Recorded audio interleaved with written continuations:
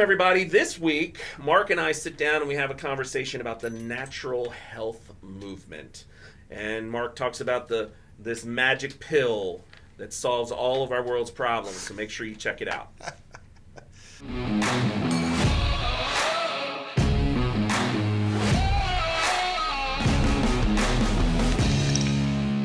Welcome, everybody. This week, we have the opportunity to discuss with you the all-natural movement. Yes, and just so you know, Chris, I don't think that the Joe Rogan supplement is all natural. It's not working.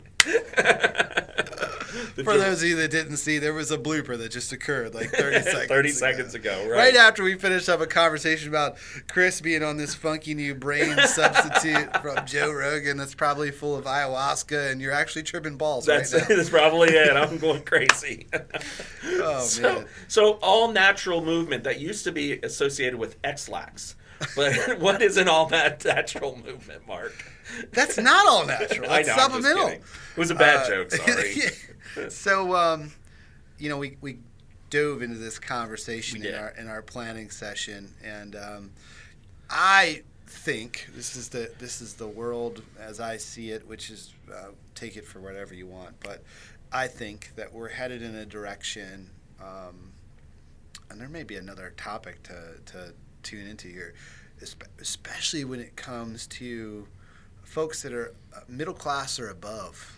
Okay, yeah, we're heading into a direct, and that's where the other topic may be here. Yeah. But we're heading in a direction where people are looking for alternative medicines. Right. People are looking for, and finally starting to tune into, like, what am I putting into my body? Somebody said a long time ago, I don't know if it was a book I read or a podcast I listened to. I'm tuned into all that stuff because I think that there's two different ways to look at things that you put into your body. There's informational, and then there's also physical things or that health you put in your body. Right, yeah. But at one of these points when I was digesting this information, somebody stated that, you never really stop and think about that your body is literally made up of the stuff that you've put into your mouth. No, I mean, literally. I hear exactly what you're saying, but what's interesting is you talked about, like, I went on trying to supplement, you know what I mean?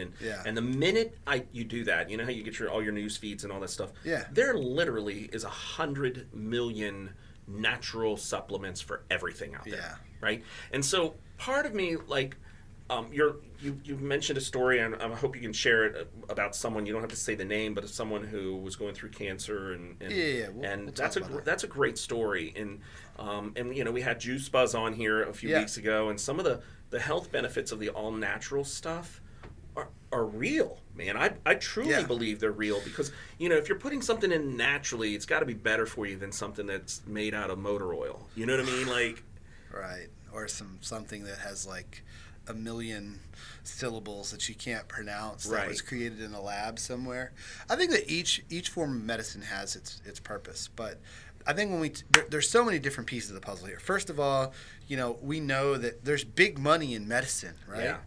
And I think huge, probably people the most money in medicine are starting to realize that you can get the same benefit from all natural items that are out there. Right. You mentioned earlier, like, the dandelions. Right. I've been reading about it, and they're super good for your heart. Like, and people used to eat dandelion salads. You know what I mean? Like, you take dandelions out of your yard and put dressing on them and have a And then one of our people in the back hiding over here made mention that dandelions, are considered a weed in the United States, solely for the purpose that, to hinder their medical abilities so that people don't pay attention to them. And then, of course, you need all these different drugs and stuff. Now, that's a little deep dive conspiracy theory, but I think to some extent that's true. We've been around. No, I do too. We've been around lobbying and special interest, and I think that you can see the level of impact that those things can have when money is involved. Special interest will push itself in. No, for sure. And I don't know that there is, like, who's representing the dandelion. No, right. Nobody. No lobbyist is like, dandelions. Right. You need to go for the dandelion. I always think of this, like, what? This is a thing for me, and I'll tell you my all natural thing. When if I get a really bad cold, right, and congestion in my chest, and and you're really having a bad cold, I've tried every medicine, I've taken every medicine and cough suppressants and all that stuff. Some of them work, some of them don't, right? But I will tell you, the one thing that always soothes and makes me feel better is like ginger tea with lemon in it. Yeah. 100% of the time. Yeah. Always does. Yeah. No matter how, it always makes me feel better. So, I mentioned movement. Yeah. When we dove into this. I think that young people, young educated people, and in some cases even older educated and wealthier people are diving down a health and wellness path right now. I think so. And what happens when people do that and they start to do their own research and they start to dive into health and wellness, they're able to start to make decisions for themselves that's based off of facts, investigative research that they've done. Like instead of you also just... what works for them, right? Right, what works for them. That's, But instead of you just accepting whatever food that's being sold to you or whatever medicine that's being sold to you over the counter based on what's in front of your face from a marketing perspective, what's closest to me, what's easily accessed, they're starting to figure out, like, what should I eat? Why should I eat that? Right. What are alternative ways to treat things? I have said time and time again that I believe that we're going to look back, 20, 30 years from now on how we treat cancer and say, what kind of barbaric shit was that? Right. Like, I can't believe we used to blast people with radiation. Saying it that way makes sense. That's what I'm saying. We used to give them chemo drugs that literally killed all the other cells in their body to kill the cancer in their body. Like, that's the craziest shit you've ever heard? Right. But that's how we've been treating cancer for years. And now there's studies starting to come out. There's things coming out that's saying that, hey, like, there are natural ways to treat this. Most cancers feed off of sugar. You know who doesn't want you to know that? A chemo company. Who makes all the sugary snacks out there, right? I was trying to think of a big company. Gotcha. But they don't want you to know that because then you sell less sugary snacks. Right. You sell less stuff full of carbs. I think that's what folks are starting to tune into. And so I do see it. I agree with you, and I will say I think it's a movement, right? It is a movement, and it's kind of like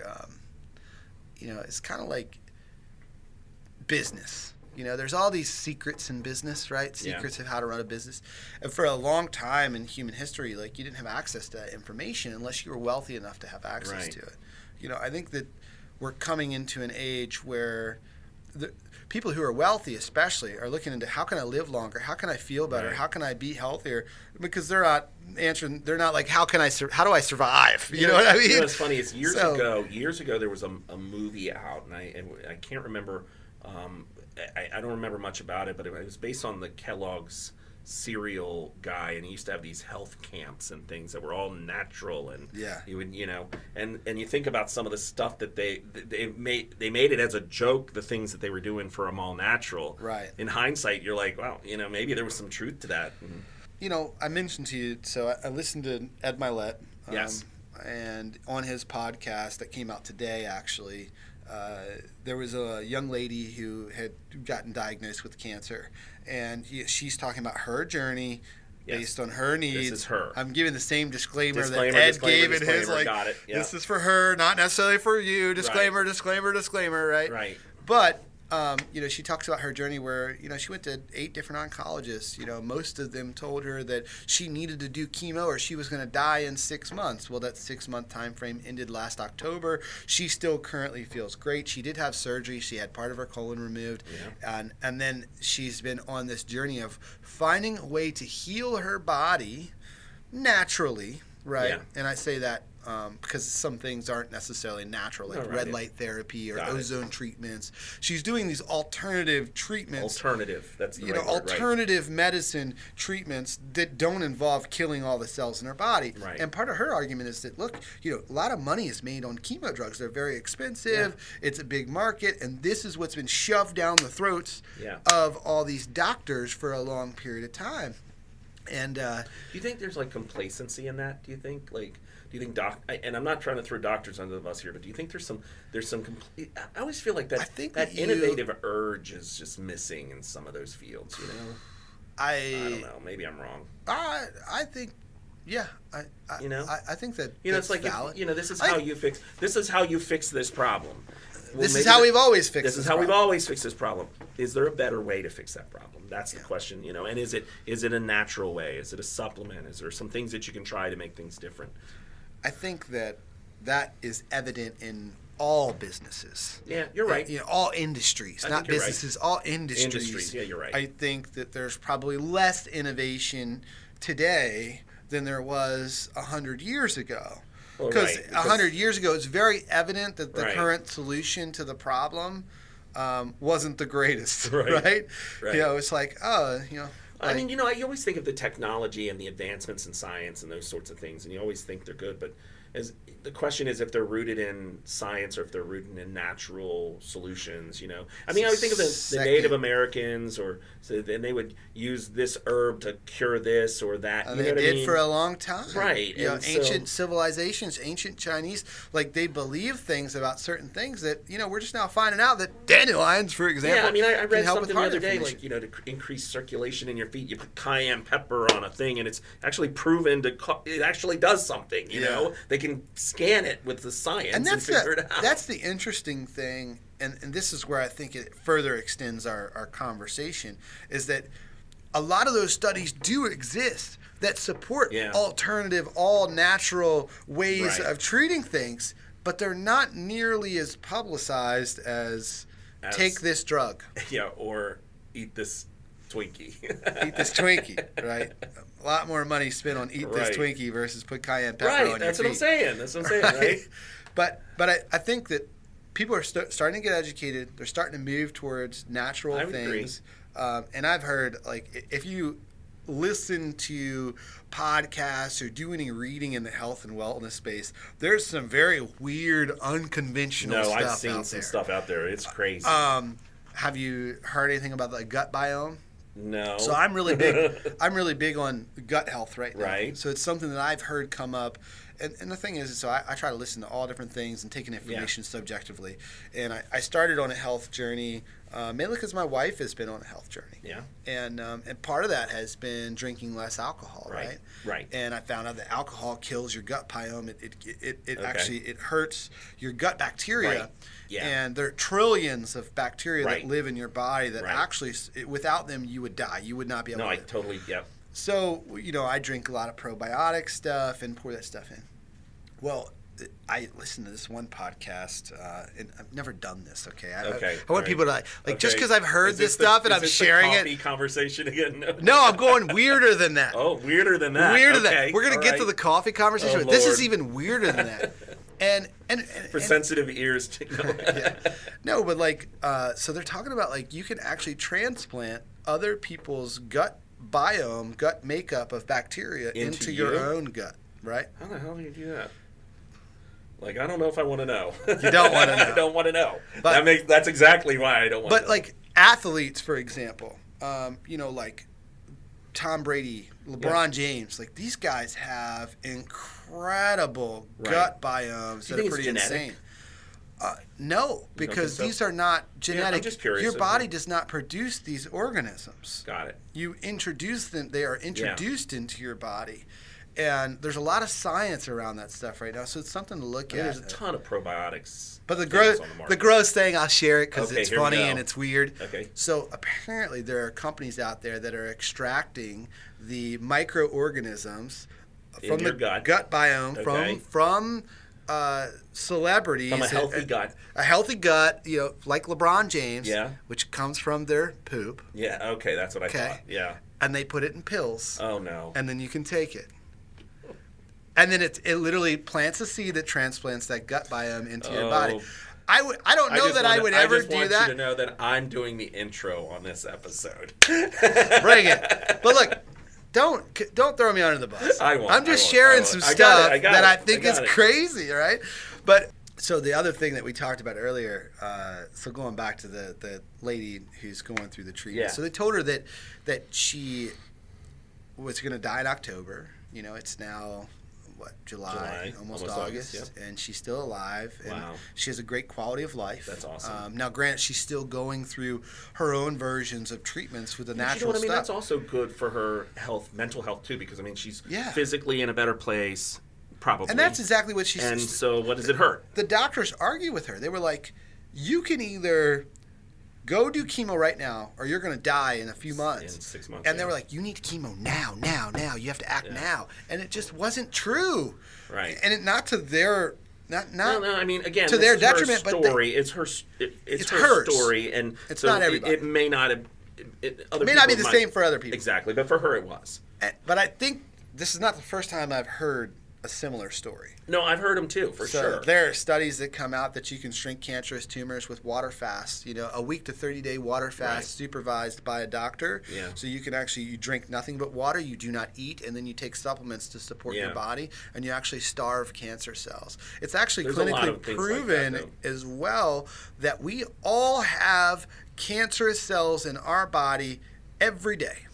And the difference is whether or not your body latches onto them and feeds them, or if it cuts off circulation to them, which it ultimately feeds them. That's amazing. It is amazing. So I think the body and the mind are a lot more powerful than we even know. No, I actually do believe that for sure. And I don't necessarily... Sometimes the mind is more powerful, I think. And the ironic thing is like, so is the universe, so is everything. Yeah. Like there's all these things that we don't understand, right? Right. But then somehow we think that the answer to our problems are something that we invent.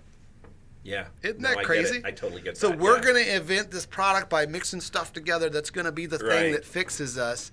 But ultimately, we're still trying to figure out how we're built in the first place. Yeah, I mean, there's a lot to that. I mean, it's interesting, like the whole DNA studies and things that have occurred more over the last 10 years or 15 years, and they break down your DNA and understand more of the human body, and understanding more is probably leading to that more exactly what we're talking about here. Yeah. That natural movement, because your body, we're able to understand that your body works well with this, and it's it's a natural. And once you feel that way, I think once you start to feel the effects of eating healthy, working out, feeding your gut biome, it makes you not want to do the things that damage it. Yeah, I get that. You said that earlier. We talked about it. That's what started in our conversation. We were talking about alcohol, which ironically enough, we started the show with drinks in every episode. Right. Which I'm not necessarily opposed to having a drink. I had 2 Orange Crushes at the golf tournament yesterday, But I had 2, not 20. Right. So, no, I get it. No, I get that. In a previous life, I might have had 20. Right. And I not even a previous life. A couple of years ago, 6 months ago. Right. Yeah. But my thing is what I've recognized is now that I've got my body in a really good place, I think that the delta between how I feel today and how I feel tomorrow after having a drink is a lot greater than it was when I wasn't in such a good place. Yeah. And once you become conscious of that, it's hard for you to not. It's hard for you to make those bad decisions anymore. Maybe I'm just getting old and maturing. I don't know. But, wow. But yeah, that's kind of my take on it. So we'll talk about the other weird thing. Okay. Yes. So on Ed's podcast, he asked her, like, all right, of all the things that you're doing now, okay, yeah, what are the things that you would keep that you wouldn't get rid of? What would you do even if you were cancer free? Yeah. Everything's. What would you continue to do? What would you continue to do that you feel like are great for your body? And I laugh because this caught me way off guard. Right? She said. It was really weird, and she never thought she would actually do it. But when you're fighting for your life, we'll try anything, right? Yeah. Coffee enemas. She said, "Look, I don't." She enjoy I'm talking about this, so I think full disclaimer. We're getting real here now, right? Full disclaimer. I have no intention to do this. Okay, gotcha. I don't want to know. I don't want to know. And I have no intention to eat somebody else's poop that fits my gut bacteria either. I'm just talking about weird stuff that's on the horizon. You don't want a LeBron James pill. But it feeds back to our original topic, Chris. Yeah. Like, if it wasn't a movement, these things wouldn't be discussed. They wouldn't exist. And there's also something to be said, in my opinion, that there could be these things that are super weird and taboo today that we figure out later on that we never looked at this. Just like we never looked at this because we didn't understand it. And then once there is an understanding, there's a whole different mentality around it. A whole new. Yep. And again, full disclaimer, I'm not. You're not. No intention to do. You are no doctor, and right. No doctor. No intention to do. They say the Holiday Inn Express, but we're just having a fun and interesting conversation. I think we're at a place where there's going to be this movement. There's a lot more information out there about health and wellness. It's an ongoing topic. I think that you're going to see our young people, and look, Wealthy people have been on this journey for a long time, just so you know. Yeah. And I think that there's something to shine a light on there, too. Is like, how many celebrities you know that are vegan? Right. Right? That you see on TV that they eat vegan. You know, when you look at professional athletes, what does their diet look like? Right. You know, what does their environment look like? What things are they doing to their body? I'm watching that Netflix show right now, Quarterbacks. That just came out within the last few weeks, I think, and it's following Patrick Mahomes, Marcus Mariota, and Kirk Cousins. Their whole day, like everything they do, like day to day. Yeah, for a whole season. Pretty cool. So there's 8 episodes just following the 3 of them, which cover the 2022 season. Okay. So it was just last year. It's all fresh stuff. Nice. And it shows you what these guys do and what they go through to get their bodies and their minds in the right place. Yeah. And when you look at uber successful people, that's what they're doing. Yeah.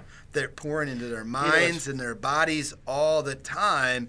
And then I see this huge delta, especially as you get closer to the poverty line and you get below the middle class, where people don't have an opportunity to get that education. People don't have an opportunity to invest in their bodies like that. And I think that is something to look at that I personally have not experienced, where that has really been the focus. The focus is, hey, we need to get these people health care. Yeah. Right? Which then puts them on medicines. Right. That then requires them to have the next medicine. And then it's like, we need to provide them, food, and the food they provide is, Frosted Flakes and you know what I mean, things like that. Yeah. So now I will plug Farming for Hunger. Our local charity, which is near and dear to my heart, that I support all throughout the year. I also serve on their board. Nice. A lot of people don't know that. I don't know if I'm even supposed to say that, but nonetheless, like, I will support them because they're about healing the mind, body, soul, and they're providing fresh meals to those in need. This is truly what it boils down to, is like education. Like, it needs to be provided as like a standard. When you know it, it needs to be shared, right? Like, if it's true and factual. But who controls education, Chris? I know. We know that's right. The government does. And it's already been debunked and proven by various scientists and health and wellness experts that the food pyramid that we were taught as children was a bunch of bullshit. Right. It's I know that. It was a bunch of bullshit that was created by large corporations in like a negotiation. Right. It's like, so you're in the dairy business, I'm in the grain business, and we're like, who gets what share of the pie? Right. Well, let's create a food pyramid.